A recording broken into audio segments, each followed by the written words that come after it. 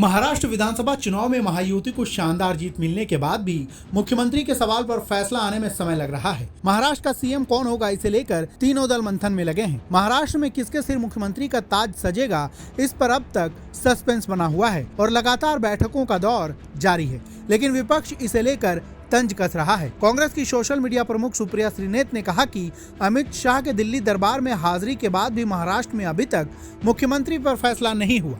अगर विपक्ष के किसी राज्य में विलंब होता तो चरण चुंबकम मीडिया स्वांग रचता, वो तो कहेंगे नहीं तो यह कह रहे हैं कुछ हेडलाइंस के सुझाव। इधर शिवसेना उद्धव गुट के संजय राउत ने कहा कि उनको महाराष्ट्र में जो चाहिए उसके लिए दिल्ली की मंजूरी लगेगी। कल भी बैठे थे, वापस महाराष्ट्र में बैठकर क्या करेंगे। अमित शाह और पीएम मोदी ने जो आदेश दिया था उसे सुनना पड़ेगा।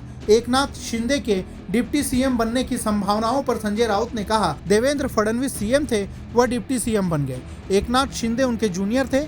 एकनाथ शिंदे ने फडणवीस के कैबिनेट में काम किया था, फिर फडणवीस उनकी कैबिनेट में काम करने लगे।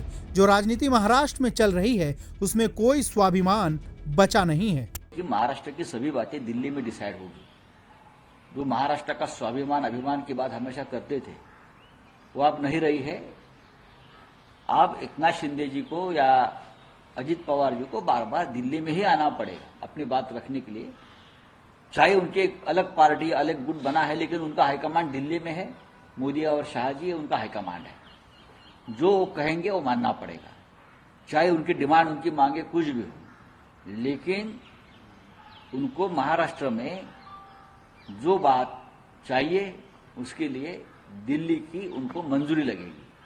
कल भी बैठे थे ना, तो वापस महाराष्ट्र में बैठकर क्या करेंगे। जो कल आदेश दिया होगा अमित शाह जी ने या और नरेंद्र मोदी जी ने, उनको मानना पड़ेगा। हाईकमांड है। सीएम डीसीएम बन रहे हैं अभी और डीसीएम सीएम बन रहे हैं। इस पर आप देखिए, पहले भी मिस्टर देवेंद्र फडणवीस कभी सीएम थे, वो डीसीएम बन गए। एकनाथ शिंदे उनको बहुत जूनियर थे। कभी एकनाथ शिंदे जी ने मुख्यमंत्री देवेंद्र जी के कैबिनेट में काम किया है, अचानक देवेंद्र जी उनके कैबिनेट में काम करने लगे।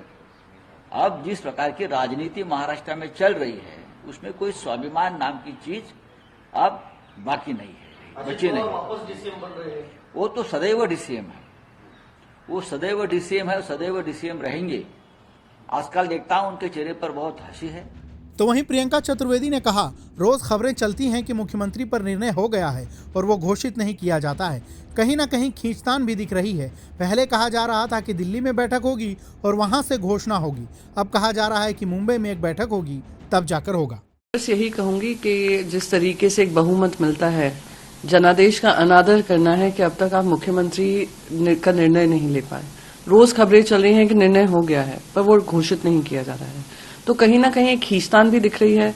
ये भी दिख रहा है कि सारे डिसीजंस जो कल तक ये था कि दिल्ली में आकर अनाउंसमेंट होगा, वो भी नहीं हुआ है। फिर से मुंबई में कोई मीटिंग होगी, तब जाकर होगा। 26 नवंबर को असेंबली का कार्यकाल खत्म होना था।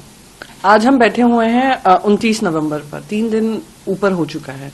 मैं मानती हूं कि अगर हमारे साथ ये हो रहा होता, अगर महाविकास आघाड़ी को समय लग रहा होता, तो गवर्नर ने स्टेप इन करके प्रेसिडेंट रूल लगा दिया होता। पर यहाँ पर फिर से मैं दोहराऊंगी कि अगर दिल्ली से निर्णय लेने हैं और सहमति नहीं बन रही है तो ये आपके जनादेश का अनादर है। इसी पर भाई जगताप जो कांग्रेस के लीडर हैं, उनका कहना है कि जितने भी लीडर्स हैं कंट्री में और महाराष्ट्र में, उनकी कोई वैल्यू नहीं है। वो लोग सिर्फ दिल्ली आके मुजरा करते हैं और दिल्ली में 2 सुल्तान बैठे हैं जो सारे फैसले लेते हैं। 2014 से यही सब देख रहे हैं। तो अगर आप देखेंगे तो अगर एकनाथ शिंदे जी का इंटरव्यू देखेंगे तो उन्होंने स्पष्ट किया है कि जो मोदी जी निर्णय लेंगे वही हम करेंगे।